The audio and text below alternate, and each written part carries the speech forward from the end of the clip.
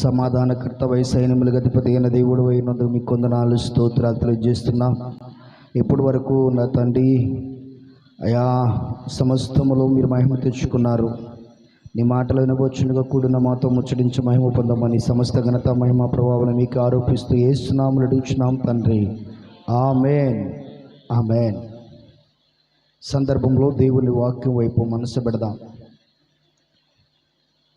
సహజంగా మన జీవితాల్లో ఎదురయ్యే కొన్ని సమస్యలు, కొన్ని కష్టాలు, కొన్ని బాధలు, ఇరుకులను బట్టి ఏమనిపించిందంటే మనలో విశ్వాసము సన్నగిల్లిద్ది. విశ్వాసం అనేది కనపడదు. ఎందుకు కనపడదు అంటే నేను ఇంత ప్రార్థన చేస్తున్నాను, నేను ఇంతగా దేవునికి దగ్గరగా ఉంచున్నాను, నేను దేవుని సన్నిధిలో ఇంతగా గడుపుతున్నాను, నా జీవితంలో ఎందుకు కార్యాలు జరగవు, నా జీవితంలో ఎందుకు మేలు జరగవు, నా జీవితం ఎందుకు ఆశీర్వాదకరంగా లేదు, నేను ఎందుకు ఇలా బలహీనంగానే ఉండాలనే కొన్ని సందేహాలు మనసులో ఉంటాయి. ఏనాడైతే ఒక వ్యక్తి జీవితంలో సందేహం అనేది ఉండిద్దో ఆ వ్యక్తి జీవితంలో ఎప్పుడు కార్యాలు జరగవు. బాగా గుర్తుపెట్టుకోండి. నువ్వు సంవత్సరాల తరబడి ప్రార్థనకు వచ్చినా, గంటల తరబడి నువ్వు ప్రార్థన అనుభవంలో గడిపినా, రోజుల తరబడి నువ్వు ప్రార్థన చేసినా సందేహము నీ మనసులో ఉండకూడదు. ఏముండకూడదు? సందేహం ఉండకూడదు. విశ్వాసి అనే పేరుకు అర్థం ఏంటంటే విశ్వాసం ఉంచువాడు అని అర్థం. విశ్వాసి అనే పేరుకు విశ్వాసం ఉంచువాడు. కనుక ఇప్పుడు విశ్వాసిని అనే నా పేరుకు నాలో ఏం కలగాలి? విశ్వాసం. ఇప్పుడు విశ్వాసి అనే నీ పేరులో నీకేం కలగాలి? విశ్వాసం. ఏ వ్యక్తులు అయితే విశ్వాసం అనేది పరిపూర్ణంగా ఉండిద్దో, ఏ వ్యక్తులు అయితే విశ్వాసం అనేది పరిపూర్ణంగా వారి జీవితాల్లో ఉండటం ప్రారంభించబడిద్దో వారి జీవితాల్లో ఏముండదంటే సందేహాలు ఉండవు. ఎదినా ఒక మాట జ్ఞాపకం చేసుకుందాం. విశ్వాసం అనేది మనిషి జీవితంలో ఎంత ప్రాముఖ్యమైనది. నీ విశ్వాసం ఎక్కడా? ఒక మాట ప్రభు క్వశ్చన్ ఇస్తాడు అనుకో, ఏం చెప్పగలం? ప్రార్థిస్తున్న నీ ప్రార్థనలో నీ విశ్వాసం ఎక్కడా అని క్వశ్చన్ ఇస్తే ఏం చెప్పగలం? ఒక రోజున నినివే పట్టణ ప్రాంతానికి దేవుడు ఒక సేవకుని పంపించాడు. ఆ నినివే పట్టణ ప్రాంతానికి ఆ సేవకుడు వెళ్ళిన తర్వాత సేవకుడు ఆ నినివే పట్టణానికి వార్తను అందించాడు. దేవుడు చెప్పమన్న మాట ఏమిటి? ఆ మాట అంటే, ఇదిగో మరి కొన్ని దినాలలో ఈ పట్టణమంతా సర్వనాశనం కాబోతుంది, దేవుని ఉగ్రత ఈ పట్టణం పైకి దిగి రాబోతుంది అన్న ఒక వార్త ఆ నినివే పట్టణ ప్రజలకు తెలియజేశాడు సేవకుడు. ఈ మాట తెలియచేయగానే నినివే పట్టణ ప్రజలందరూ కలిసి, అయ్యో మనమందరూ సర్వనాశనం కాబోతున్నామంట, మన జీవితాలని గందరగోళ పరిస్థితులకు వెళ్ళిపోతున్నాయంట, దేవుని ఉగ్రత మన పైకి వస్తుందంట, ఇప్పుడు మనం ఏం చేయాలి, మనం ఎలా ఉండాలి అనే ఆలోచనలో పడలా. ఏ రోజున ఎవరికైనా ఏదన్నా మాట చెప్తే ఆలోచిస్తారు, సమస్య వస్తే ఆలోచిస్తారు, కష్టం వస్తే ఆలోచిస్తారు, రోగం వస్తే ఆలోచిస్తారు. దేవుని మందిరానికి మాత్రం రారు, మందిరంలో మాత్రం గడపరు. కానీ నువ్వు చేయవలసిన, నీకు కష్టం కలిగినా, నీకు రోగం కలిగినా, నీకు బాధ కలిగినా, నీకు ఇబ్బంది కలిగినా నువ్వు గడపవలసింది ఎక్కడ తెలుసా? దేవుని మందిరంలో. ఎక్కడ గడపాలి? దేవుని మందిరంలో. ఏ వ్యక్తి అయితే అధిక శాతము దేవుని మందిరంలో సమయాన్ని కేటాయిస్తాడో, ఏ వ్యక్తి అయితే ఎక్కువ శాతం దేవుని కొరకు సమయాన్ని కేటాయించి ఆయన వైపు తిరుగుతారో వారి కుటుంబాలు దీవెనకరంగా, క్షేమకరంగా, మేలుకరంగా మార్చబడతాయి. గమనించండి, నినివే పట్టణ ప్రజలు వాళ్ళు వెళ్ళిపోయి ఇతర దేశాల దగ్గరికి వెళ్ళిపోయి చెప్పుకోవాలా, వాళ్ళ దగ్గరికి వీళ్ళ దగ్గర చెప్పుకోవాలా, దేవుడు ఉగ్రత మా పట్టణంకి వస్తుందంట, మేము చనిపోతామంట, మేము నాశనం అయిపోతామంట అని ఎవరితో పంచుకోవాలా. నినివే పట్టణ ప్రజలు చేసిన పని ఏమిటో తెలుసా? ఒకసారి చదవండి. యోనా గ్రంథము 3వ అధ్యాయం 5వ వచనం. నినివే పట్టణపు వారు దేవుని యందు విశ్వాసముంచి ఏం దినందా చాటించుకున్నారంట? ఉపవాస దినము. వాడు దేవుని యందు విశ్వాసం ఉంచాడు. వాడు ప్రార్థించడానికి ముందే, ఈ రోజు మందిరానికి వస్తున్న నీ జీవితంలో నీ విశ్వాసం ఎక్కడని దేవుడు క్వశ్చన్ ఇస్తే ఏం చెప్పగలం? నినివే పట్టణ ప్రజలపైకి ఉగ్రత రాబోతుందని, వారి జీవితాలు శ్రమల్లో, కష్టాల్లో, నరక ప్రాప్తము, భయంకరమైన శిక్ష గురి కాబోతున్నారని వారు తెలుసుకున్నప్పుడు ఆ పట్టణ ప్రజలు ఏం చేయడం ప్రారంభించారు తెలుసా? ఉపవాస దినాన్ని వారందరికీ వారే ప్రతిష్ఠించుకున్నారు. ఉపవాస దినాన్ని ప్రతిష్ఠించుకున్నారు. ఎలా ప్రతిష్ఠించుకున్నారు తెలుసా? విశ్వాసముంచి అని రాయబడి ఉంది. ఏముంచారంట? ఏముంచారు? విశ్వాసం. ఈరోజు నీ విశ్వాసం ఎక్కడ? కష్టం నీ దగ్గరకు వస్తున్నప్పుడు, శ్రమ నీ దగ్గర కలుగుతుందన్నప్పుడు, బాధ నీ దగ్గరకు వస్తుందన్నప్పుడు, ఇబ్బంది నీ దగ్గరకు వస్తున్నప్పుడు, శోధన నీ దగ్గరకు వస్తున్నప్పుడు, శ్రమ నీ దగ్గరకు వస్తున్నప్పుడు నువ్వు చేయవలసింది ఏంటి తెలుసా? విశ్వాసం ఉంచాలి. విశ్వాసం ఉంచి దాన్ని ఎదుర్కోవాలి. ఆమేన్. విశ్వాసం ఉంచి దాన్ని ఎదుర్కోవాలి. అది రోగమైనా కావచ్చు, అది శ్రమ అయినా కావచ్చు, అది కష్టమైనా కావచ్చు, అది వ్యాధి అయినా కావచ్చు, అది నింద అయినా కావచ్చు, అది బాధ అయినా కావచ్చు, అది ఎన్ని వల్లదైనా సరే దేవుని పాదాల దగ్గర నువ్వు విశ్వాసం ఉంచి ప్రార్థించగలిగితే దేవుడు అద్భుతం చేస్తాడు. నినివే పట్టణ ప్రజల జీవితంలో దేవుడు అదే కార్యం జరిగించాడు. వారు ప్రార్థించినప్పుడు దేవుడు గొప్ప కార్యం చేస్తాడు. వారి మీదకి పంపుదానన్న దేవుడి ఆలోచన మార్చుకున్నాడు. 9వ వచనాన్ని ఒకసారి చదవండి. తమ దుర్మార్గములను విడిచి తాము చేయు బలత్కారమును మానవేయవలెను. మనుషులేమి పశువులేమి సమస్తమును గోనె పట్ట కట్టుకొనవలెను. జనులు మనవుపూర్వకముగా దేవుని ఏడుకొనవలెను అని దూతలు నినివే పట్టణమును చాటించి ప్రకటన చేస్తారు. ఈ నినివే వారు తమ చెడు నడతలను మానుకొనక వారు చేయుచున్న క్రియలను దేవుడు చూచి పశ్చాత్తాపుడై వారికి చేయుతున్న తాను మాట ఇచ్చిన కీడు చెయ్యక మానెను. ఆమేన్. ఈరోజు నన్ను మార్పు చెందగలిగితే, శ్రమ నీ దగ్గరికి రాగాలనే, కష్టం నీ దగ్గరకు రాగాలనే, శోధన నీ దగ్గర రాగాలనే, ఇబ్బంది నీ దగ్గర రాగాలనే విశ్వాసం ఉంచి ఏం చేయాలి? ప్రార్థించేటప్పుడు నీ చెడు నడతను, నీ చెడు అలవాట్లను మార్చుకోగలిగితే. ప్రతి మనిషిలో బలహీనతలు ఉంటాయి. ప్రతి మనిషి పడిపోతాడు. పడిపోయిన వ్యక్తి అలాగే ఉండిపోడు. ఒకవేళ నువ్వు ఏ విషయంలో పడిపోయావో, ఒక్కొక్కరికి ఒక విషయంలో జారిపోతుంటారు. ఏ విషయంలో జారిపోయావో అది జ్ఞాపకం చేసుకుని అది విడిచిపెట్టకుండా దాంట్లో ఉంటేనే కాదు. అర్థమైందండి? చాలామంది జీవితాలు అలాగుంటాయంటే అలాగే ఉండిపోతారు.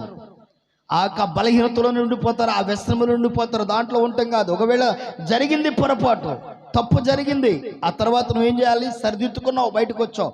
ఎప్పుడైతే ఇలాంటి పరిస్థితుల్లో నువ్వు ఉంటావో దేవుడు నీ విశ్వాసాన్ని చూసి, దేవుడు నీ ప్రార్థన చూసి నీ పైకి పంపిస్తానన్న కీడు, నిన్ను ఇబ్బంది పెడుతున్న ఇబ్బంది నుంచి దేవుడు నిన్ను బయటికి తీసుకొస్తాడు.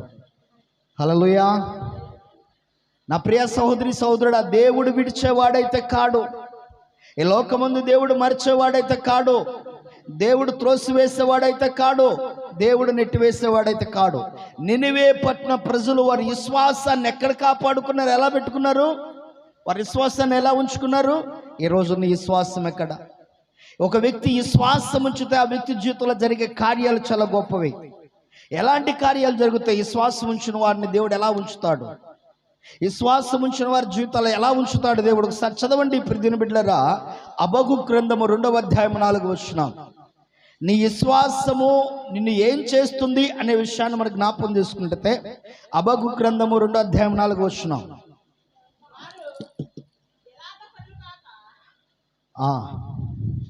వారు యథార్థ పరులు కాక తమలో తాము అతిశయపడుదురు. అయితే నీతిమంతుడు విశ్వాసము మూలముగా బ్రతుకును. చాలు. వారి విశ్వాసం వాళ్ళని ఏం చేస్తుందంట? బ్రతికించుద్ది. నినివే పట్టణ ప్రజలు వారు నీతిమంతులుగా మారుటకు వారికి తోచింది. ఎవరికి వాళ్ళు గోనె పట్ట కట్టుకున్నారు. రాజుగారు సైతమే గోనె పట్ట ధరించాడు. నేను గోనె పట్ట ధరించడం ఏంటి? నేనేంటి నా పాపాలు ఒప్పుకోవడం ఏంటి? నేనేంటి పశ్చాత్తాపం చెందడం ఏంటి? నేనేంటి ఇలా మార్పు చెందడం ఏంటి అనుకోలా. నినివే పట్ట రాజు సైతమే గోనె పట్ట కట్టుకుంటే మరి నీవేం చేస్తున్నావు? నీ విశ్వాసం నుండి బ్రతికించాలి కదా. నీ విశ్వాసం నీకో ఉన్నతముగా ఉంచాలి కదా. నీ విశ్వాసం నీ జీవితంలో కార్యం జరిగించాలి కదా. జరిగించాలి అంటే ముందు నువ్వు ఎలా ఉన్నావు? ఎలాంటి అనుభవంతో నువ్వు ఉన్నావు? నీతిమంతునిగా మార్చబడటకు, నీతిమంతునిగా మారుటకు నువ్వు ఎప్పుడైతే నువ్వు సిద్ధపరచుకుంటావో, ఎప్పుడైతే దేవునికి నువ్వు అప్పగించుకుంటావో, అప్పుడు దేవుని కార్యాన్ని చూడగలవు. దేవుని కార్యాన్ని చూడగలవు. ప్రియ దేవుని బిడ్డలారా, దయచేసి గమనించండి. చాలామంది మనుషులు వారి మాటల్లో మాత్రమే నీతి కనబడుద్ది, చేతల్లో కనబడదు. మాటల్లో మాత్రమే నీతి కనబడుద్ది, చేతల్లో నీతిని చూపించలేరు. ఈ రోజున చేతల్లో నీతిని చూపించగలిగిన వాడు గొప్పవాడు. మాటల్లో చూపించడం ఏముందండి? మాటలతో చూపించడం ఏముంది? ప్రతిని బిడ్డలారా గమనించండి. మాటలతో మేడనైనా కట్టొచ్చంట. మాటలతో దేని కట్టొచ్చు? మేడనైనా కట్టొచ్చంట. కానీ చేతలతో కట్టడం కదా గొప్ప మేడని. అర్థమైందండి? మాటలతో మేడనైనా కట్టొచ్చంట, కానీ చేతలతో కట్టడం కదా గొప్ప. కనుక మాటలతో నీతిమంతుడిగా అగపరుచుకోవడం గొప్ప కాదు.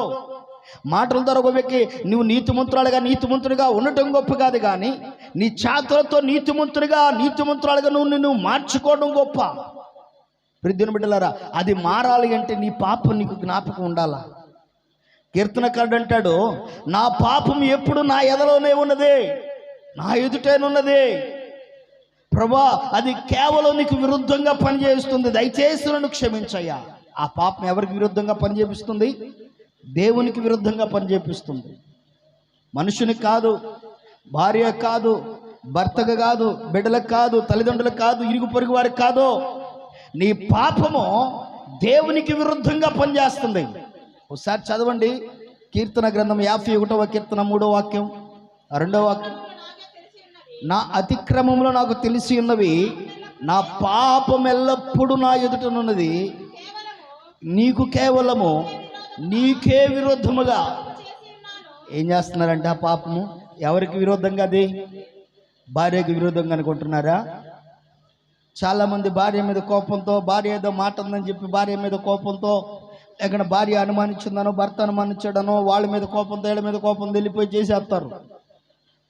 నన్ను సూటిపోటి మాటలు పొద్దుగులాంటి వాడు పడతాడు, నా పాడో నేను చేసేదే అని వెళ్తారు. ఎవరికి విరుద్ధంగా చేస్తున్నావు? భార్యగా, భర్తగా, బిడ్డలుగా, తల్లిదండ్రులుగా? ఎవరికి? దేవునికి విరుద్ధంగా. కనుకప్పుడు నీతిమంతులుగా నిన్ను మార్చుకోకపోతే నీ విశ్వాసం ఎక్కడా అని దేవుడి క్వశ్చన్ వేస్తే ఏం చెప్పగలవు? నినివే పట్టిన ప్రజలు వారికి వారు మార్చుకోవడం ప్రారంభించారు, వారికి వారు సరి చేసుకుంటున్నారు. వారి విశ్వాసం ఎక్కడంటే వారు సరి చేసుకోవడంలో కనబడుతుంది. మరి నీ విశ్వాసం ఎక్కడ? నువ్వు బ్రతకాలి అంటే నిన్ను సరి చేసుకోవాలి కదా. లోపం లేని వారు ఎవరు లేరండి. ప్రియదేని బిడ్డలారా, పాపం లేని వారు ఎవరు లేరు. ఈ లోకమే పాపంతో నింపబడింది. పాపంతో నింపబడిన ఈ లోకంలో, పాపంలో బ్రతుకుతున్న నీ జీవితంలో పాపము నీకు అంటకుండా, ఒకవేళ అంటిన పాపాన్ని ఎప్పటికప్పుడు కడుక్కుంటూ ఉండాలి. ఉదాహరణకు ప్రియదేని బిడ్డలారా, బాగా అర్థమవటానికి మీకు ఒక మాట చెప్తాను. వండిన డేక్షాను, వండిన పాత్రను ఎప్పుడైతే శుభ్రం చేసుకుంటూ ప్రారంభిస్తామో మరో రోజు వండుకోవడానికి ఉపయోగపడింది. అలాగే ఏ నాటికి పాపం ఆ నాటికి ఎప్పుడైతే క్లియర్ చేసుకుంటూ నీ జీవితాన్ని గడుపుతావో మరో రోజు నూతనమైన జీవితాన్ని నువ్వు అనుభవించడానికి అవకాశం ఉంటుంది. లేదు దాన్ని అలాగే పెట్టుకున్నావు అనుకోండి, ఏమైందో తెలుసా? పాపము పరిపక్వమయ్యి గర్భము దాల్సంట, అది భయంకరమైన కీడుకు కారణంగా మారిద్దంట, మరణానికి దారి తీసిద్దంట. నా ప్రియ సహోదరి సోదరులారా, కనుక దయచేసి గమనించండి. ఈ దినాన దేవుని వాక్యం ఇచ్చిన నా ప్రియ సహోదరి సోదరుడు, పరిశుద్ధుడైన దేవుడు సెలవిస్తున్నాడు. ఒకటి, విశ్వాసం ఏం చేస్తుంది? బ్రతికిస్తుంది. నినివే పట్టణ ప్రజల విశ్వాసం వారిని బ్రతికించింది. ఆమేన్. రెండవది, విశ్వాసం ఏం చేస్తుంది? ప్రియమైన బిడ్డలారా, మత్తయి సువార్త 8వ అధ్యాయము 10వ వచనం చదవండి. మత్తయి సువార్త 8వ అధ్యాయము 10వ వచనం. యేసు ఈ మాట విని ఆశ్చర్యపడి ఆ వెంట వచ్చుచున్న వారిని చూసి, ఇశ్రాయేలులో ఎవరికైనాను నేను ఇంత విశ్వాసము చూడలేదు, నిశ్చయముగా మీతో చెప్పుచున్నాను. ఆమేన్. యేసును వెంబడిస్తున్న మన జీవితాలు ఆయన ఒక సాక్ష్యాన్ని ఇవ్వాలి. రెండవది, విశ్వాసం ఏం చేస్తుందంటే సాక్ష్యాన్ని పలికించుద్ది. ఇప్పుడు యేసు ప్రభువారు సాక్ష్యం ఇస్తున్నాడు ఏమని? ఇశ్రాయేలులో ఇంత విశ్వాసాన్ని నేను ఎప్పుడు ఎన్నడను చూడలేదు. మరి నీ భర్త నీ గురించి విశ్వాస జీవితంలో సాక్ష్యం ఇవ్వగలుగుతున్నాడా? నీ భార్య సాక్ష్యం ఇవ్వగలుగుతుందా? నీ బిడ్డలో నా తల్లి నా తండ్రి విశ్వాస ప్రార్థన చాలా గొప్పదని వారు సాక్ష్యం ఇవ్వగలుగుతున్నారా? ఏమండి, మందిరానికి వస్తున్నాం, దేవుని సన్నిధిలో గడుపుతున్నాం, మన నిమిత్తము మన బిడ్డలు సాక్షిగానే ఉంటున్నారా? సాక్ష్యం ఇవ్వగలుగుతున్నారా? మరి నీ విశ్వాసం ఎక్కడ? ఒంట్లో బాగాపోతే చాలు వెంటనే ఆవలింతలు వచ్చి కాళ్ళు చేతులు లాకపోతే చాలు అంటే ఇమ్మీడియట్లీ ఎక్కడికి వెళ్ళాలా? తాయి తెప్పించాలా? ఆవలింతలు వచ్చి కాళ్ళు చేతులు లాకపోతే ఎక్కడికి వెళ్ళాలా? మరి యేసు ప్రభు తాయితీ కంటే తీసేసినాడు కదా. ఎవరి దృష్టిలో? తాయి తీయించుకున్నాడు దృష్టిలో, నా దృష్టిలో కాదండి.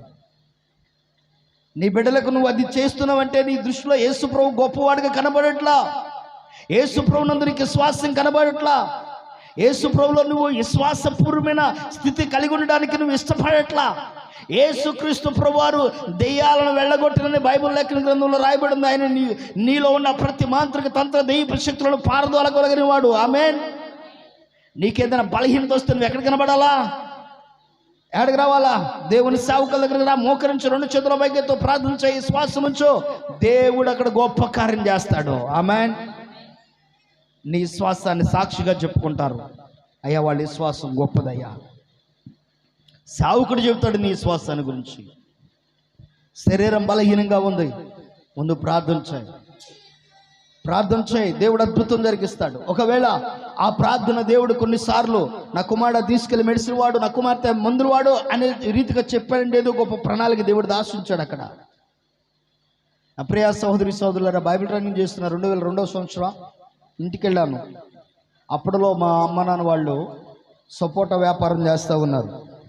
ఇంటికి వెళ్ళగానే మా చిన్నమ్మ గారికి బాగపోతే వాళ్ళు ఇరువురు కలిసి హాస్పిటల్కి వెళ్ళిపోయారు. రేపల్లి దగ్గర 6 రోజులు అక్కడే ఉన్నారు. 2 గోతాల నిండా సపోటా తీసుకొచ్చి ఇంట్లో కావేసి వెళ్ళారు. సపోటా ముగ్గిపోయిన సపోటా ఏం చేయాలో అర్థం కావట్లా. వాళ్ళు అన్నారు కదా, అరే కాస్త సపోటా అమ్ముకురా పో అన్నారు.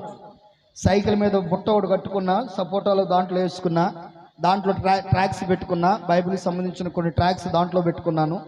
ఇక బయలుదేరి సపోటా అనుకుండా వెళ్ళేసి 3 రోజులు సపోటా అమ్ముకొచ్చా. ఆ 3 రోజులు సపోటా ఎక్కడన్నా టిఫిన్ చేయటం, మిగిలితే మిగిలిన సపోటాలు తినేయటం. ఇక అన్నం వండుకోవడం తినడం లేదు. ఇక ఎక్కడన్నా టిఫిన్ చేయటం, ఆ మిగిలిన సపోటాలు తినేయటం, నీళ్ళు తాగేయటం, రాత్రి పడుకోవటం, అట్లా 3 రోజులు చేశా. 4వ రోజుకి తెలియకుండా బాడీలో ఫీవర్ వచ్చింది. మోకరించి ప్రార్థన చేస్తున్నా 2 చేతుల పైకెత్తే, ప్రభా స్వస్థపరచయ్యా, అయ్యా నీ సేవకునయ్యా నీకు సమర్పించుకున్నాను ప్రభా, అయ్యా నీ పరిచర్య చేస్తున్నా, ఒకవేళ నా ప్రార్థన నాకు స్వస్థత లేకపోతే ఇతరులకు నేనేం చేయగలను ప్రభు అని ప్రార్థన చేస్తున్నా. ప్రభు నాతో అంచిన నా కుమారుడు బయలుదేరి హాస్పిటల్కి వెళ్ళి అంటున్నాడు.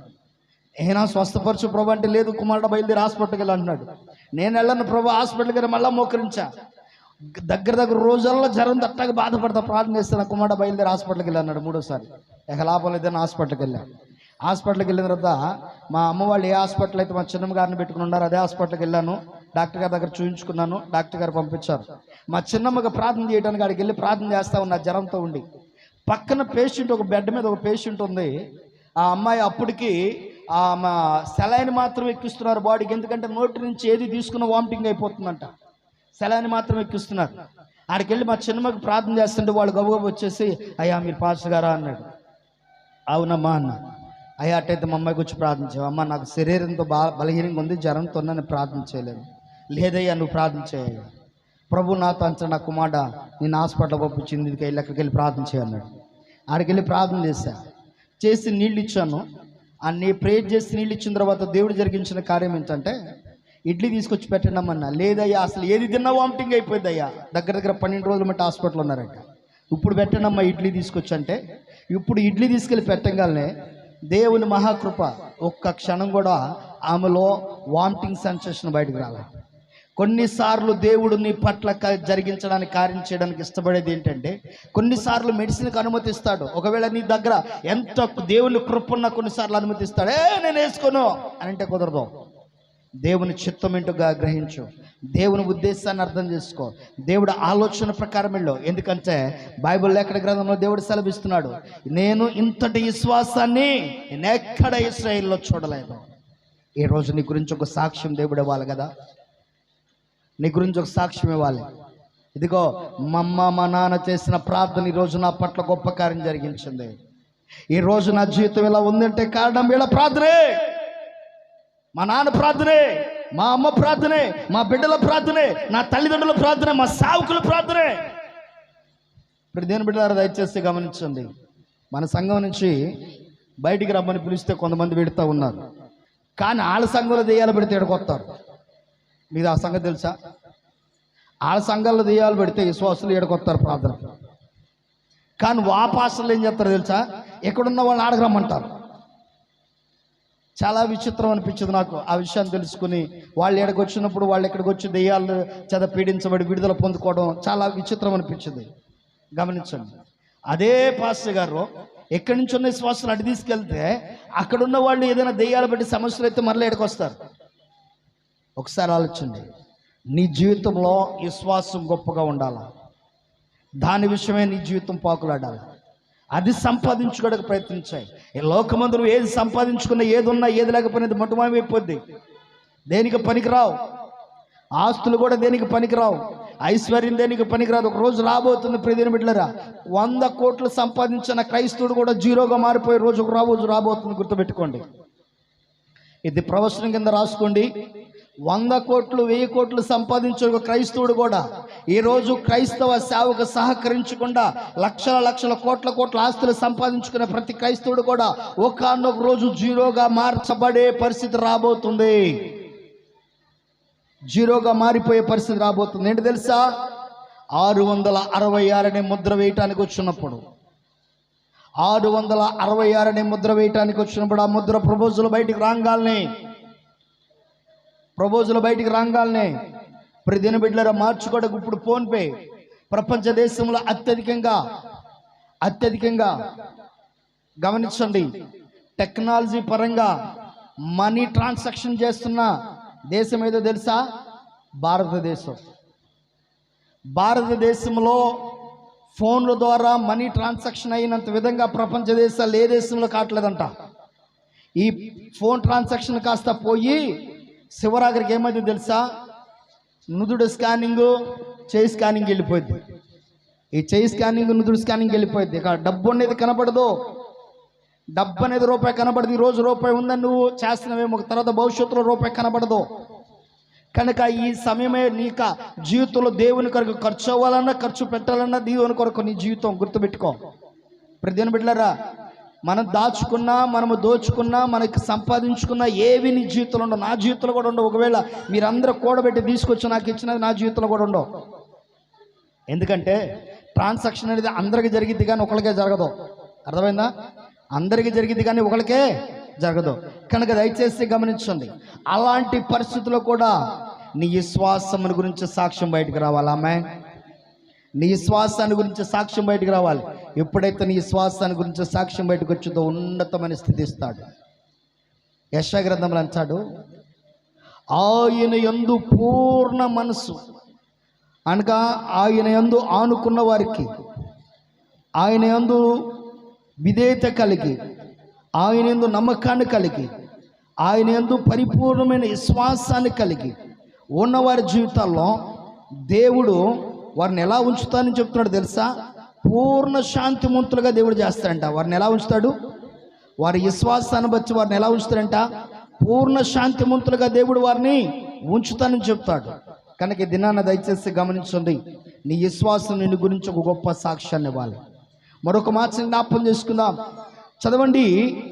మత్తయి సువార్త 15వ అధ్యాయం 28వ వచనం. మత్తయి సువార్త 15వ అధ్యాయం 28వ వచనం. అందుకు యేసు, అమ్మా నీ విశ్వాసము గొప్పది. ఏమంటున్నాడు? అమ్మా నీ విశ్వాసం ఏంటంట? గొప్పది. మీరు చెప్పగలరా?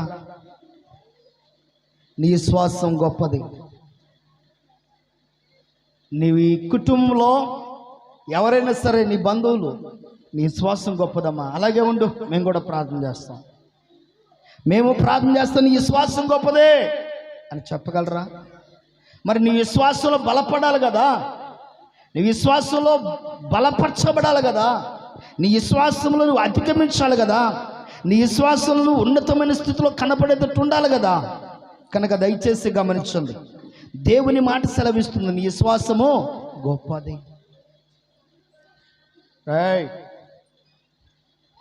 విశ్వాసం గొప్పగా ఉండాలి. మనం గొప్పగా కనబడతాం కాదు, మన వస్త్రాలు గొప్పగా కనబడతాం కాదు, మన యొక్క బ్యాంక్ బ్యాలెన్స్ గొప్పకుంటాం కాదు, మనకున్న బిల్డింగ్లు గొప్పకుంటాం కాదు, మనకున్న వెహికల్స్ గొప్పకుంటాం కాదు. ఈరోజు క్రైస్తవుడు గొప్పోడు అంటే పెద్ద పాస్టర్ అంటే ఎవరు అంటారు చెప్పండి? పెద్ద పాస్టర్ గారు అండి అంటారు. ఎవరిని అంటారు చెప్పండి? చెప్పాలా? పెద్ద పాస్టర్ అంటే ఎవరిని అంటారు? మా చెప్పండి.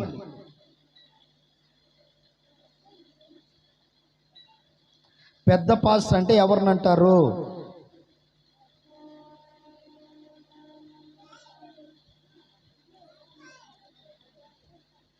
మా అయ్యా, పెద్ద పాస్టర్ అంటే ఎవరిని అంటారు జీవన్ గారు? డబ్బున్న వాళ్ళని పెద్ద పాస్టర్ అంటారు. పెద్ద పాస్టర్ అంటే ఎవరో తెలుసు నా దృష్టిలో? ఖర్చు చేసేవాడు పెద్ద పాస్టర్, సహాయం చేసేవాళ్ళు పెద్దోళ్ళు. చిన్నోళ్ళు ఏం చేస్తారు చెప్పండి? చిన్నోళ్ళు ఇప్పుడు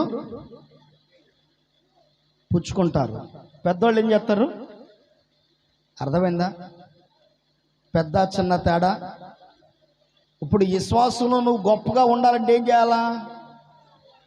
పాస్టర్ గారు ప్రార్థన పెడితే ఏమిస్తారో, ఆడ ప్రార్థనకి వెళ్తే ఏమిస్తారో, ఈడ ప్రార్థనకి వెళ్తే ఏమిస్తారో, బట్టలు ఇస్తారా? ఆడికి వెళ్తే పెళ్ళికి ఏమైనా సపోర్ట్ చేస్తారా? వీళ్ళకి వెళ్తే పప్పు కందిపప్పు బియ్యం మంచినీళ్ళు ఏమైనా ఇస్తారా? ఆడికి వెళ్తే అది చేస్తారా? ఆడికి వెళ్తే ఇది గొప్ప ఏది? నువ్వు విశ్వాసంలో గొప్పగా ఉండాలి అంటే నువ్వు ఎలా ఉండాలి తెలుసా? నువ్వే విత్తే వ్యక్తిగా మారాలి, నువ్వే గుప్పులు విప్పే వ్యక్తిగా మారాలి. దేవుని కోసం గొప్పగా ఉండాలి, గొప్ప కార్యం చేయాలి, గొప్ప కార్యం చేయాలి. ప్రతి దేవుని బిడ్డలా దయచేసి గమనించండి, దేవుని వాక్యం సెలవిస్తుంది, ఈ రోజున నీ విశ్వాసం గొప్పగా ఉండాలని దేవుడు కోరుతూ ఉన్నాడు. కనుక నీ విశ్వాసం గొప్పగా ఉండాలి అంటే నువ్వు చేయవలసిన పని గొప్పగానే ఉండాలి. గమనించండి, నినివే పట్టణ ప్రజలు వారి విశ్వాసాన్ని గొప్పగా ఉంచుకున్నారు. నినివే పట్టణ ప్రజలు వారి విశ్వాసాన్ని గొప్ప సాక్ష్యంగా ఉంచుకున్నారు. ఈ రోజు నీ విశ్వాసం ఎలా ఉంది? మరొక మాట జ్ఞాపకం తీసుకుందాం. మన విశ్వాసం మన జీవితాల్లో ఏం జరిగించాలి, ఏం జరిగిస్తుంది? మార్కు సువార్త 2వ అధ్యాయం 5వ వచనం. మార్కు సువార్త 2వ అధ్యాయం 5వ వచనం. యేసు వారి విశ్వాసమును చూచి, కుమారుడా, నీ పాపములు క్షమింపబడి ఉన్నవని పక్షవాయువు గలవానితో చెప్పాను. చాలండి. యేసు వారి విశ్వాసమును చూసంట ఏం చెప్తున్నాడు? పాపాలు. ఇప్పుడు నీ విశ్వాసం నీ పాపాలను ఏం చేయాలి చెప్పాలమ్మా? నీ విశ్వాసం నీ పాపాలను ఏం చేయాలి? క్షమించేదిగా ఉండాలి. చాలామంది జీవితాల్లో తప్పు చేస్తారు, పొరపాట్లు ఉంటాయి. ఇప్పుడు దీని బిడ్డలరా, బైబిల్ ట్రైనింగ్ చేస్తున్న టైంలో ఒక చిన్న పొరపాటు చేస్తానండి. ఆ పొరపాటు నన్ను 6 నెలల వరకు బాధించింది. 6 నెలల వరకు నన్ను బాధించింది. ఈ 6 నెలలు మానసికంగా నలిగిపోతున్నా. చిన్న పొరపాటు అది. 6 నెలలు మానసికంగా బాధపడుతున్నా. కానీ చేసిన ఆ పొరపాటు జరిగిన తర్వాత నేను క్షమాపణ కొడితే దేవుడు అన్నాడు, నా కుమారుడా, నీ అపరాధమును క్షమించా అన్నాడు. కానీ ఆ పొరపాటు నన్ను 6 నెలలు పదే పదే పదే పదే పదే చూపిస్తుంది. ఏం చేయాలి అర్థం కాక ఒక 1 వారం రోజులు మరలా ఉపవాసం ఉండి 2 చేతులు పైకెత్తి ప్రార్థన చేస్తే ప్రభు అంటున్నాడు, నా కుమారుడా, నేను ఎప్పుడో ఆ విషయంలో నిన్ను క్షమించా, నేను ఎప్పుడో క్షమించేసా, మరలా ఎందుకు దాని విషయమే ప్రార్థిస్తున్నావు అన్నాడు. ప్రభా, నా మనసును అదే పదే పదే పదే పదే అదే ఆలోచన వస్తుంది ప్రభా, నా మనసులో అదే వేదన పుట్టిస్తుంది అంటే అపవాదుని ఎదిరించు, అప్పుడు ఆ వేదన నీకు దూరం అయింది అన్నాడు. నీ పొరపాటును తన పొరపాటును గ్రహింపగలిగిన వాడు గొప్పవాడు, తన అపరాధాన్ని ఒప్పుకొని విడిచిపెట్టేవాడు గొప్పవాడు. అలాంటి అపరాధాన్ని ఒప్పుకొని విడిచిపెడుతుంటే అపవాది పక్కనే ఉండి ఏం చేయడం ప్రారంభించింది తెలుసా? పదే పదే పదే పదే జ్ఞాపకం చేసింది, నీ పాపం క్షమించబడలా, నీ పాపం అట్టాగా ఉంది, నువ్వు అట్టాగా ఉండవు, నీ అంతే, నీ బతికింతే అన్నట్టు అపవాది పదే పదే ఆ పాపాన్ని ఎత్తు చూపించింది. ఎప్పుడు నీ ఆలోచన దాని వైపు చూడదు. మాకు నువ్వు ఎప్పుడైతే యేసుక్రీస్తు ప్రభు సన్నిధిలో నీ పొరపాటును గ్రహించి నీ అపరాధాన్ని ఒప్పుకుని, ప్రభు ఇక నేనెన్నడూ దాని వైపుకి వెళ్ళకుండా క్షమించు, నా అపరాధాన్ని క్షమించు, నీ తప్పు చేస్తానయ్యా అని ఎప్పుడైతే క్షమాపణ కోరేవో ఆనాడే ప్రభు నీ పాపాన్ని, అపరాధాన్ని క్షమించాడు. ఆమేన్. దాన్ని పదే పదే పదే పదే ఎత్తు చూపిస్తున్న అపవాదికి చెప్పు, అపవాదే యేసునామమున ఆజ్ఞాపిస్తున్నా,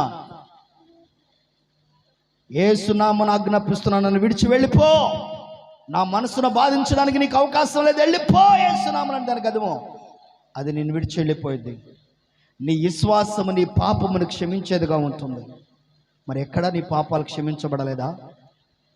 ఇంకా అదే పాపాలు జ్ఞాపకం చేసుకుంటూ బ్రతుకుతున్నావా? దేవుని బిడ్డలారా గమనించండి. నీ విశ్వాసము నినివే పట్టణ ప్రాంత ప్రజల విశ్వాసం వారి పాపములు క్షమిస్తే నీ విశ్వాసం నీ పాపాన్ని క్షమించదా లేదా? క్షమించింది కదా. మరి నీ విశ్వాసం ఎక్కడ? మరలా అదే అపరాధాన్ని తలపోసుకుంటూ అదే పాపాన్ని జ్ఞాపకం చేసుకుంటూ ప్రార్థనకు దూరం అయ్యే వాళ్ళు ఎంతమంది? దేవునికి దూరస్తులుగా బ్రతికే వాళ్ళు ఎంతమంది? ఈ రోజును విడిచిపెట్టాయి ఆ ప్రార్థన దేవుడు క్షమించేస్తాడు, అయిపోయింది. దేవుడు ఒక నూతనమైన కార్యం నీ జీవితంలో జరిగించబోతున్నాడు. ప్రియమైన బిడ్డలారా, విశ్వాసము మనిషి జీవితానికి ఏం కలిగిస్తుంది? మరొక మాట, నీ విశ్వాసం ఎక్కడా అని క్వశ్చన్ వేసినప్పుడు, నా విశ్వాసం నా పాపములు క్షమించేది, నా విశ్వాసము నన్ను గొప్పవానిగా చేసేది, నా విశ్వాసం నా గురించి సాక్ష్యం ఇచ్చేది, నా విశ్వాసము నన్ను బ్రతికించేది అని చెప్పగలవా? నీ విశ్వాసం ఎక్కడా అని క్వశ్చన్ వేసినప్పుడు ఇప్పుడు నీ విశ్వాసం ఏం చేస్తుంది? యెషయా గ్రంథము చదవండి, 26వ అధ్యాయం 3వ వచనం. యెషయా గ్రంథం 26వ అధ్యాయం 3వ వచనం. ఎవని మనస్సు నీ మీద ఆనుకునునో వానిని నీవు పూర్ణ శాంతి గలవానిగా కాపాడుదువు. ఏలయనగా ఒకడు నీ యందు విశ్వాసముంచి ఉన్నాడు. చాలండి. ఏం చేశాడంట? ఏలయనగా అతడు నీ యందు విశ్వాసం ఉంచాడు. విశ్వాసము పూర్ణ శాంతిని కలిగించింది. ఆమేన్. నీలో ఏం కలిగించిందమ్మా? నీలో శాంతిని, సమాధానాన్ని కలిగించేది ఏంటిది? విశ్వాసం. కలవరపడుకుడి, మీరు నా యందు విశ్వాసముంచుచున్నారు అన్నాడు. విశ్వాసముంచినప్పుడు అదేం చేసింది? నీలో శాంతిని కలగజేసింది, నెమ్మదిని కలగజేసింది, నెమ్మదికరమైన జీవితాన్ని ఇచ్చింది. ఈరోజు నీ విశ్వాసం ఒకవేళ ఇప్పుడు కార్యం జరగకపోతే ఒక రోజు జరిగింది అంతే, ప్రశాంతంగా ఉంటావు. ఎలా ఉంటావు అంటే చాలా నిబ్రంగా ఉంటావు, ధైర్యంగా ఉంటావు, ప్రశాంతంగా ఉంటావు, గందరగోళం ఉండదు, అలజడి ఉండదు. ముందు చూస్తేనేమో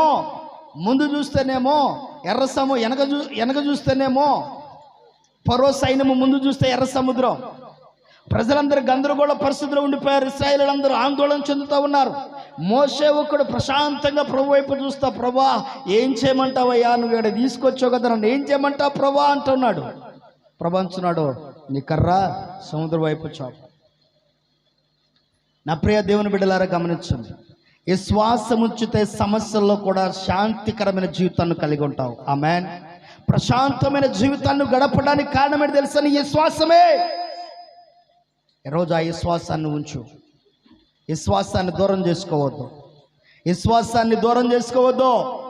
అవిశ్వాసిగా నీ జీవితాన్ని గడపవద్దు. నా ప్రియ దేవుని బిడ్డ, అశాంతికరమైన జీవితాన్ని అనుభవిస్తూ ఉన్నావా? అయితే దినాన ఆ అశాంతి నీలో ఉంది, కారణం ఏంటి తెలుసా? నీలో విశ్వాసం లేదని. అలజడి గందరగోళ పరిస్థితులు నీలో ఉన్నాయి, కారణం ఏంటి తెలుసా? నీలో విశ్వాసం లేదని. విశ్వాసం నీలో ఉంటే శాంతి నీకు సంప్రాప్తమవుతుంది. అతడు నా యందు విశ్వాసం ఉంచాడు కనుక అతను నేను ఎలా ఉంచుతాను? పూర్ణ శాంతి గలవానిగా చేస్తా. ఆమేన్. నినివే పట్టణ ప్రజలు ఇప్పుడు ఎలా ఉన్నారు తెలుసా? పూర్ణ శాంతి గలవారుగా ఉన్నారు. వారి విశ్వాసం ఉంచి ఉపవాస దినాన్ని పాటించారు. మరి నీ విశ్వాసం ఎక్కడ? గందరగోళ చాలామంది విశ్వాసులు ఉంటారండి. వాళ్ళు ఎంత గందరగోళంగా ఉంటారంటే ప్రతిదీ గందరగోళమే, అలజడి గందరగోళం. ఏదో అయిపోతుంది, ఏమైంది, ఏదో అయిపోయింది అంతే. భయంకరంగా సమస్యలోకి వెళ్ళిపోతారు. ఎప్పుడు వెళ్ళిపో, మాకు ఏమి కాదు, దేవుడు నీ పట్ల గొప్ప కార్యం చేయని ఉద్దేశించాడు. ఆమేన్. పూర్ణ శాంతి ముందు ఆఖరమాట చదువుకుందాం. ఆఖరికి ఇంకొక కొన్ని విషయాలు ఉన్నాయి క్లుప్తంగా. మార్కు సువార్త 5వ అధ్యాయం 34వ వచనం. మార్కు సువార్త 5వ అధ్యాయం 34వ వచనం. 5వ అధ్యాయం 34వ వచనం. అందుకు ఆయన, కుమారి, నీ విశ్వాసము నిన్ను స్వస్థపరచెను. విశ్వాసం ఏం చేస్తుందంట? స్వస్థతనిచ్చిందంట. ఆమేన్. ఈ రోజున ప్రార్థనకు వస్తున్న నీ జీవితంలో, మా అయ్యా, ప్రార్థనకు వస్తున్న నీ జీవితంలో విశ్వాసం ఉంచుతావా? ఆ విశ్వాసం నుండి స్వస్థత కలిగించింది. నినివే పట్టణ ప్రజలు మేలు పొందుకోవడానికి కారణము వారి విశ్వాసం. వారి స్వస్థత పొందుకోవడానికి కారణం వారి విశ్వాసం. మరి నీ విశ్వాసం ఎక్కడ? నీ విశ్వాసం ఎక్కడ? స్వస్థత పొందుకోగలుగుతున్నా నీ ప్రార్థన ద్వారా? ఈ విశ్వాసం ద్వారా నువ్వు స్వస్థ పొందుకుంటున్నావా? ఒక రక్తస్రావం కలిగిన స్త్రీ, ఒక రక్తస్రావం కలిగిన స్త్రీ, ప్రియదేవుని బిడ్డరా, ఒక శారీరక బలహీనమైన స్త్రీ, ఓచు చేయగలిగిన ఒక వ్యక్తి, కొన్ని సంవత్సరాల నుంచి కోనేరు దగ్గర పడి ఉన్న వ్యక్తి, ఇలా బైబిల్ లేఖన గ్రంథంలో అనేక మంది కుష్ఠరోగులు, ఇలా అనేక మంది వారి విశ్వాసాన్ని బట్టి వారు స్వస్థత పొందుకున్నారు. మరి నీ విశ్వాసం, మరి నీ విశ్వాసం నీకు స్వస్థతనివ్వట్లేదా? ఇచ్చుదా ఇవ్వదా? మరి ఎక్కడ నీ విశ్వాసం? ఎక్కడ? పోతే మనిషి దగ్గర ప్రాణాలు తప్ప పోగలిగేవి ఏమీ లేవు. అనేక మార్లు చెప్తున్నా, బాగా గుర్తుపెట్టుకోండి. జవన్ గారు, ఎవరైనా సరే ఇక్కడ పోతే మనలో ఉండేది ఏం పోయిద్ది? ప్రాణం తప్ప పోగలిగేది ఏది లేదు. ఈ ప్రాణం పోక మునిపోయిన ఈ శ్వాసాన్ని నువ్వు నిరూపించుకోవాలా. దేవుడు నా పట్ల గొప్ప కార్యం చేస్తాడు, దేవుడు స్వస్థపరుస్తాడు. యేసు నామములో స్వస్థ కలుగును గాక. ఆమేన్. నీ విశ్వాసము నీకు స్వస్థత కలిగించాలి. నీ విశ్వాసం ఎక్కడా? ఓ విశ్వాసి, నీ విశ్వాసం ఎక్కడని దేవుడు అడిగితే ఏం చేస్తావు? ప్రభు ఇప్పుడేనయ్యా పక్కకు పంపించానంటావా? అయ్యా నువ్వు స్వస్థపరుస్తావో లేదని భయం వేసి వదిలిపెట్టేస్తానయ్య అంటావా? మన దేవుడు గొప్ప దేవుడు. అద్భుతాలు మన దేవుని సన్నిధిలో జరిగాయి. ఆశ్చర్య కార్యాలు మన పరిగించాడు. గొప్ప కార్యాలు చేసిన దేవుడు. నీ పూర్వ దినాలు జ్ఞాపకం చేసుకో. బ్రతుకాల నీ పూర్వ దినాలు జరిగిపోయిన దినాలు జ్ఞాపకం చేసుకో. ఎన్ని అద్భుతాలు చేశాడు దేవుడు నీ జీవితంలో, ఎన్ని స్వస్థత కార్యాలు చేశాడు నీ జీవితంలో, ఎన్ని గొప్ప గొప్ప కార్యాలు చేశాడు నీ జీవితంలో. ఇప్పుడు చేయలేడా? ఇప్పుడు జరగవా? జరుగుతాయి. నువ్వు విశ్వాసం ఉంచు, అద్భుతం జరిగింది. నినివే పట్టణ ప్రజలు వారి జీవితాల్లో విశ్వాసం ఉంచి స్వస్థత కార్యాలు పొందుకున్నారు. అనేక మంది స్వస్థత కార్యాలు పొందుకున్నారు. ఈ రోజున నీ జీవితంలో కూడా అద్భుత కార్యము దేవుడు చేయబోతున్నాడు. ఆమేన్. వాక్యం వింటున్న ప్రియ సహోదరి సహోదరుడా, నీ జీవితంలో దేవుడు గొప్ప కార్యం చేయబోతున్నాడు. ఆమేన్. నువ్వు కృంగిపోవద్దు. నీ విశ్వాసాన్ని గొప్ప చేయి. మరొక మాట జ్ఞాపకం చేసుకుందాం. లూకా సువార్త 7వ అధ్యాయం 50వ వచనం. లూకా సువార్త 7వ అధ్యాయం 50వ వచనం. అందుకు ఆయన, నీ విశ్వాసము నిన్ను రక్షించెను. ఆమేన్. విశ్వాసం ఏం చేస్తుందంటమ్మా? ఈ రోజున ప్రార్థనకు వస్తున్నావు, బాప్తిసం తీసుకున్నావా? సంవత్సరాల తరబడి మందిరానికి వెళ్తాం, బాప్తిసం పొందాం. అదేంటో అర్థం కాదు, బాప్తిసం పొందరు. రోజుల తరబడి దేవుని సన్నిధికి వస్తుంటారు, బాప్తిసం తీసుకోరు.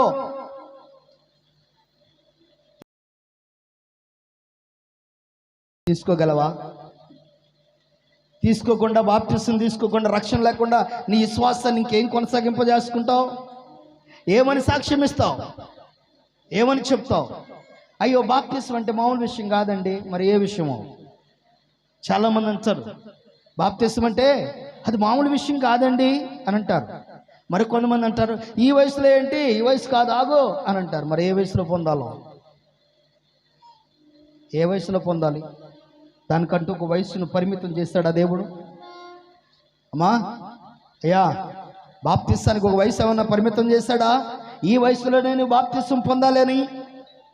ఎప్పుడైతే నీ విశ్వాసం ఉంచుతో ఆ విశ్వాసం ఏం చేస్తుంది? రక్షణలో నడిపిస్తుంది. మార్పు చెందిన వ్యక్తిగా రక్షించబడతావు, బాప్తిసం తీసుకుంటావు. ఈ రోజున చాలా చోట్ల చాలా సంఘాల్లో ప్రతిదిన బిడ్డరా, వలివేరులో ఒక సంఘం ఉంది, అక్కడ కూడా మన మందిరం కూడా ఉంది. అక్కడ ఒక సేవకుడు చేస్తున్న పని ఏంటి తెలుసా? అయా నాకు ఒంట్లో బాగలేదు పాస్టర్ గారు, ప్రార్థన చేయవా అని అడిగెట్టి వెళ్ళారనుకో. ఒక వారం మందిరానికి తీసుకొస్తాడు. రెండో వారం రాగానే నీకు స్వస్థత కావాలంటే నువ్వు బాప్తిసం తీసుకోవాలంటాడు. అంతే, రెండో వారానికే కాదు. ఎగ్జామ్ రాయాలి, 10th క్లాసు మార్క్స్ సరిగ్గా వస్తాయో రావో, నీకు మంచి మార్క్స్ రావాలంటే నువ్వు బాప్తిసం పొందాల్సిందే. ఇట్టా పెళ్లి జరగట్లేదు, కొంచెం ఇబ్బందిగా ఉంది, పెళ్లి జరగాలంటే నువ్వు బాప్తిసం పొందాల్సిందే. ప్రతి దానికి బాప్తిసాలు ఇచ్చేసాడు, అయిపోయింది. ఇప్పుడు ఏదన్నా అక్కడ పాస్టర్ గారు వెళ్ళి ప్రార్థన పెడితే, రక్షించబడ్డ నీవు ఈ సంఘాన్ని విడిచిపెట్టి మరో చోటకి వెళితే శాపాన్ని అనుభవిస్తావు, నరకాన్ని అనుభవిస్తావు, ఉగ్రతను అనుభవిస్తావు, దేవుని సేవకుడు కన్నీరు నీకు తగిలిద్ది, ఉసురు తగిలిద్ది నీకు. ఎప్పుడో పాపం వాళ్ళ రక్షణ అంటే ఏంటో తెలియదు, వాళ్ళకి బాప్తిసం అంటే ఏంటో తెలియదు. ఈ రోజున చాలామంది అట్ట తయారయ్యారు. ఇక్కడ కూడా మన ఎడ్డలింగి కాలనీలో కూడా సేమ్. పాపం ముసలం ముతకోళ్ళు మన దగ్గరికి మెట్లెక్కలేక ఏదో సాయంత్రం పూట ఏదో ప్రార్థన అంటే వెళ్తే, నువ్వు ఇక్కడ బాప్తిసం తీసుకుంటాను నీకు అయ్యి ఇస్తావు అని చెప్పారంట.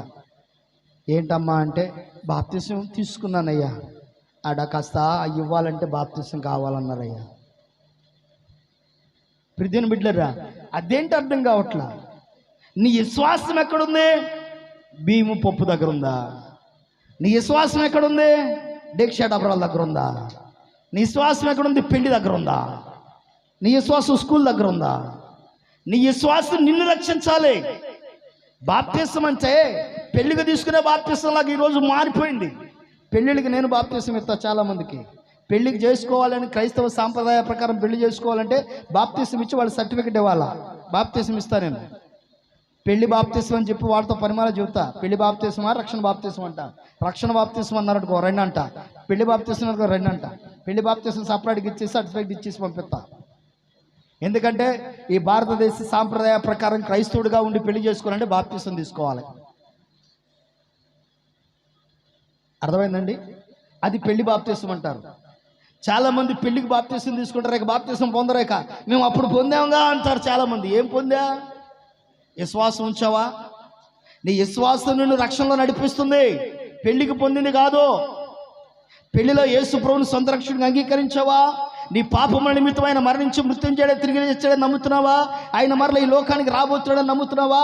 ఆయన యొక్క సన్నిధిలో కష్టమైన శ్రమ అయిన, బాధ అయిన, దుఃఖమైన, వేదన అయినా, ఇబ్బంది అయినా ఆయన కొరకు బ్రతకాలని నమ్ముతున్నావా? ఆయన సన్నిధికి వెళుతూ సహవాసంలో గడుస్తూ సహవాస అభివృద్ధి కొరకు నీ వంతు నువ్వు సహకరించాలని నమ్ముతున్నావా? అదే రీతిగా క్రమం తప్పకుండా ఉపవాసం ఉండి సంఘ కార్యక్రమాల్లో పాల్గొనాలని నమ్ముచున్నావా? అదే రీతిగా నీ యావదాస్తులోను కలిగిన సమస్తంలోను కష్టపడి సంపాదిస్తున్న సంపాదనలో దేవుని కొరకు 10వ భాగం ఇచ్చాయని మహిమపరచగలనని నమ్ముచున్నావా? ఇలాంటి తీసుకొచ్చి ఇస్తారు బాప్తిసం. ఇలాంటివి కాకుండా నీ జీవితంలో జరిగితే అది రక్షణ బాప్తిసము కాదు. ఈ రక్షణ బాప్తిసం నువ్వు పొందితే నీ జీవితానికి క్షేమం. నీ విశ్వాసం నుండి రక్షిస్తున్నావు. నీ విశ్వాసం ఎక్కడైనా క్వశ్చన్ వేసినప్పుడు, అయ్యా ఇంకొక 3 సంవత్సరాలు అయితే పొందుతానయ్యా రక్షణ, అయ్యో 4 సంవత్సరాలు అయితే పొందుతాను, ఆ తర్వాత ఈ లోపే మళ్ళీ కరోనా వస్తే, మరో వైరస్ వస్తే. ఇప్పుడు దేని బిడ్డలారా, ల్యాబ్లో ఒక వైరస్ సిద్ధపరచుకుని కూర్చున్నారంట. ఓ భయంకరమైన వైరస్ సిద్ధపరచుకుని కూర్చున్నారంట. అది ఎప్పుడు రిలీజ్ చేస్తారో తెలీదు. ఈసారి వచ్చే వైరస్ ఎలాంటి తెలుసా? 5G నెట్వర్క్తో రేడియేషన్తో లింక్ అప్ అయి బయటికి రాబోతున్న వైరస్ రాబోతుంది. బయటికి వెళ్ళి గాలి పీలితో వచ్చింది ఇటు వరకు. ఇప్పుడు గాలి పీల అవసరంలా, ఇంట్లో కూర్చుని ఫోన్ అని టంటే చాలు. మనకి ఎప్పుడు చూసినా చెయ్యి ఎట్టా ఉంటుంది కదా. రోజు ఒక పిల్లవాడు ఫోన్ బాగా ఎట్టంటం అలవాడంట. వాడు ఎంతలు కూడా అని టగన్నాడు. ఇదే పని వాడు చెయ్య నిద్రలో కూడా. ఇప్పుడు దీని బిడ్డలారా, అడాప్ట్ అయిపోతున్న జాగ్రత్త. మీ పిల్లలకి పదే పదే పదే పదే దీన్ని ఆకర్షితులుగా ఉంచమాకండి, దీన్ని చూపించమాకండి వాళ్ళకి. అర్థమైందా? ఆడుకుంటారులే, నా పనికి అడ్డం రాకుండా ఉంటారులే, నాకు ఇబ్బంది కలగకుండా ఉంటారులే, నాకు ఏది సమస్య రాకుండా ఉంటారులే అని చెప్పేసి పదే పదే అది వారి చేతిలో ఉంచమాకు. కనుక దేవుని మాటలు వింటున్న ప్రియ సోదరి సోదరుడా, రక్షణ చాలా ప్రాముఖ్యమైనది. గమనించండి, దేవుని మాటలు విందాం, ఆఖరి మాట జ్ఞాపకం తీసుకుందాం. దేవుని వాక్యం వైపు లోకసువార్త 17వ అధ్యాయము, లోకసువార్త 17వ అధ్యాయము. ఇప్పుడు నీ విశ్వాసం ఎక్కడా అన్నప్పుడు దానికోసం నువ్వు చేయవలసింది ఏమిటో తెలుసా? 17వ అధ్యాయం 5వ వచనం, 17వ అధ్యాయం 5వ వచనం. అపోస్తులు మా విశ్వాసమును వృద్ధి పొందించమని ఏమని చెప్తున్నారంట? ఏం పొందాలంట? విశ్వాసము. ప్రియమైన బిడ్డలారా, ఎప్పుడన్నా ఆలోచించారా అమ్మా? ఆఖరి మాట, ఎప్పుడన్నా ఆలోచించారా విశ్వాసములు అభివృద్ధి చెందాలని? దేనిలో అభివృద్ధి చెందుతాం? మాటల్లో అభివృద్ధి చెందుతాం, బట్టల్లో అభివృద్ధి చెందుతాం, డబ్బులో అభివృద్ధి చెందుతాం, పలుకుబడిలో అభివృద్ధి చెందుతాం, అన్నింటిలో అభివృద్ధి ఉంటుంది. విశ్వాసంలో మాత్రమో అభివృద్ధి కనబడదు. నీ విశ్వాసం ఎక్కడా అంటే, ప్రభా ఇదిగో నా విశ్వాసం వృద్ధిపరచబడిందయ్యా, ఇప్పుడే నీ వాక్యమును బట్టి నా విశ్వాసాన్ని నేను అభివృద్ధి పరుచుకున్నా, నీ వాక్యాన్ని బట్టి నా విశ్వాసాన్ని బలపరుచుకున్నా ప్రభా అని చెప్పగలవా? నీ విశ్వాసం అభివృద్ధి చెందాలి. ఈరోజు నా ప్రియ దేవుని బిడ్డ గమనించు, అభివృద్ధి లేకుండా ప్రియ దేవుని బిడ్డలారా ఏ మనిషి ఏ పని చేయడు. చేస్తాడా అమ్మా? ఎవరన్నా ఏదన్నా పని చేయాలంటే అభివృద్ధితో చేస్తారా, అభివృద్ధి లేకుండా చేస్తారా? చెప్పండి అమ్మా, చెప్పండి. అభివృద్ధితో చేస్తారా, అభివృద్ధి లేకుండా చేస్తారా? ఏదైనా పని చేయాలంటే అభివృద్ధి కోసం చేస్తారు, అభివృద్ధి అవ్వాలని చేస్తారు. మరి విశ్వాస జీవితంలో ఎందుకు అభివృద్ధి కాలేకపోతున్నాం అంటే, ఎందుకు అభివృద్ధి కాలేకపోతున్నాం అంటే 3 రీజన్స్ చెప్పి ప్రార్థన చేస్తాం. ఒకటి, వారిలో విశ్వాసం లేదు. వారిలో ఏముంది తెలుసా? అవిశ్వాసం ఉంది. ఏముంది? అవిశ్వాసం. అందుకని ఇశ్రాయేలు యేసుక్రీస్తు ప్రభువు అంటాడు, ఓ ఏ అవిశ్వాసులారా, ఎంతకాలం నేను మీతో ఉందును, ఎప్పటికైనా మీ అవిశ్వాసం విడిచిపెట్టండి. కనుక ఇప్పుడు విశ్వాసాన్ని ఏం చేయాలని ప్రార్థించాలి? వృద్ధి పొందించమని. రెండవది, ప్రార్థన అనుభవం లేదు. అవిశ్వాసంతో పాటు రెండోది ఏం లేదు? ప్రార్థన అనుభవం లేదు. మూడవది, విశ్వాసం వృద్ధిపరచబడాలంటే సహవాసం ఉండాలి. విశ్వాసం వృద్ధిపరచబడాలంటే ఏముండాలి? సహవాసం ఉండాలి. ఇప్పుడు చెప్పండి, విశ్వాసం వృద్ధిపరచబడాలంటే ఏముండాలి? ఒకటి, అవిశ్వాసం ఉండకూడదు. 2, ప్రార్థన అనుభవం ఉండాలి. 3, సహవాసం ఉండాలి. ఇప్పుడు విశ్వాసులతో నువ్వు సహవాసం చేస్తే నీ విశ్వాసం పెరిగిద్ది. అవిశ్వాసంతో సహవాసం చేస్తే ఏం పెరిగిద్ది? బేబమ్మా, వడ్డీ వ్యాపారస్తులతో సహవాసం చేశారనుకో, ఏం పెరిగింది చెప్పండి? ఎలా వడ్డీ సంపాదించాలో పెరిగింది. ఇప్పుడు మా అబ్బాయిలు ఉన్నారు, టిఫిన్ బండి చేస్తూ ఉంటారు, వాళ్ళతో ఎక్కువ సహవాసం చేస్తాం అనుకో, పునుగులో పిండి ఈ పునుగు ఈ టైపు రావడానికి ఏ మోతాదులో కలపాలో చెప్తారు, అది నేర్చుకోగలం. విజయ ఇడ్లీ వేయటానికి అక్కడికి వెళ్ళి 6 నెలలు కష్టపడిందంట. 6 నెలలు కష్టపడితే కానీ ఇడ్లీ పాత్రలో ఇడ్లీ వేయడానికి రాలేదంట. అంటే సహవాసం ఏం నేర్పించింది ఇప్పుడు అక్కడ? ఇడ్లీ. ఇంకోటి, టాపీ పని ఇంతో వెళ్తాం, బొచ్చులో మోయటం ప్రారంభిస్తాం. ఇప్పుడు కొద్ది దినాల మోయిగా టాపీ తీసుకుని కొడతా ఉంటే నువ్వు కూడా ఖాళీ టైంలో టాపీ తీసుకుంటే ఏం నేర్చుకుంటావు? టాపీ పని. ఇప్పుడు నీ విశ్వాసము వృద్ధిపరచబడాలి అంటే నీ సహవాసం ఎవరితో ఉండాలా? ప్రార్థన లేదో ఏమో లేదో, అటు వెళ్ళొద్దాంలే ఇటు వెళ్ళొద్దాంలే, నువ్వు వాళ్ళతో ఉండాలా? ఎవరితో ఉండాలా? సహవాసము, సేవకులతో విశ్వాసం కలిగిన వారితో సహవాసం ఉండాలి. లేకపోతే అవిశ్వాసం చోటు చేసుకున్నది, అప్పుడు దేవుడే బాధపడతాడంట.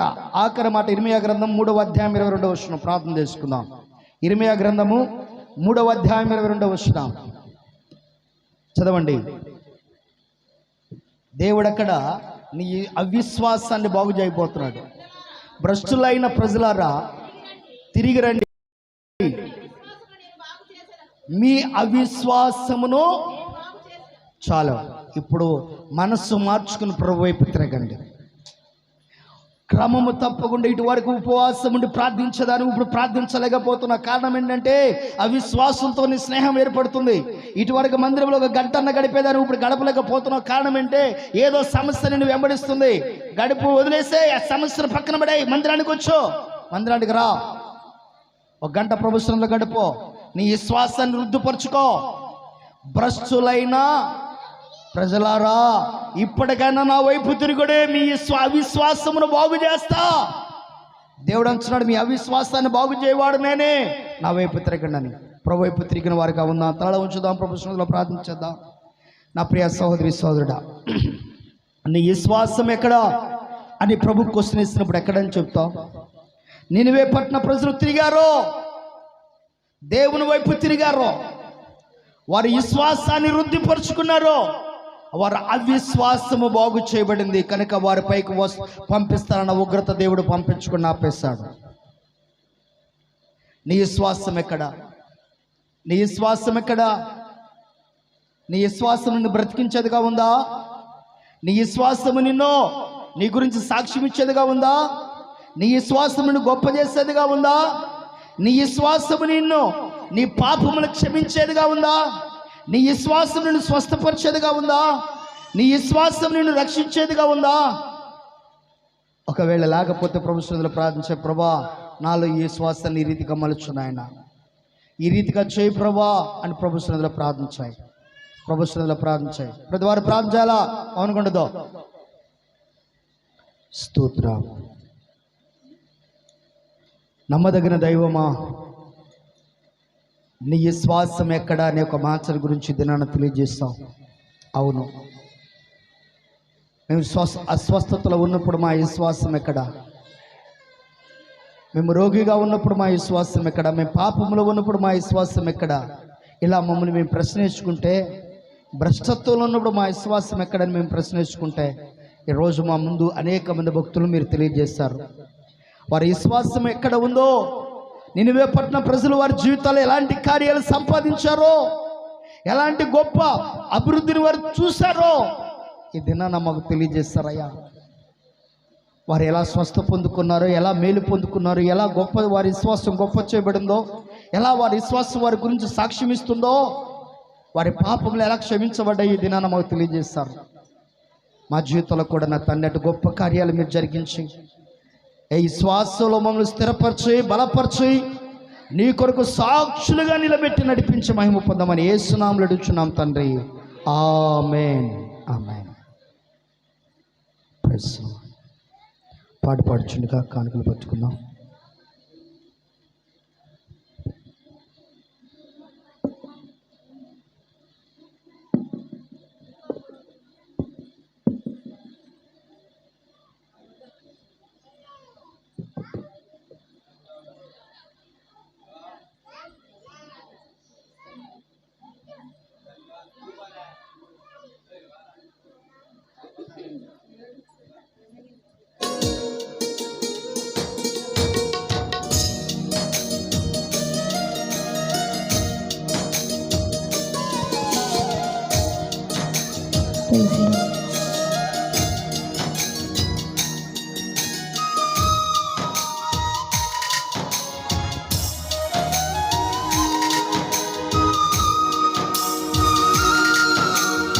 Praise the Lord.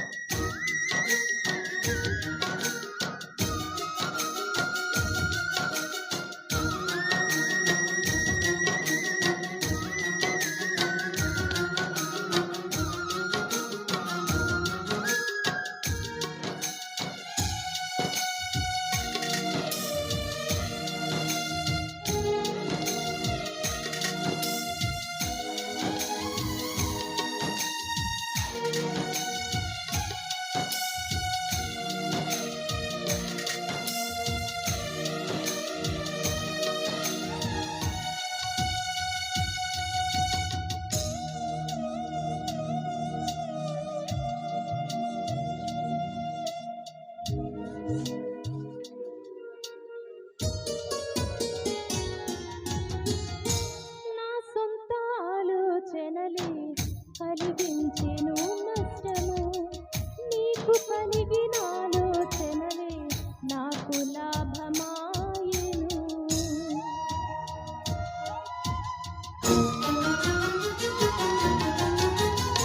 నా సొంత ఆలోచనలే కలిగించెను నష్టము.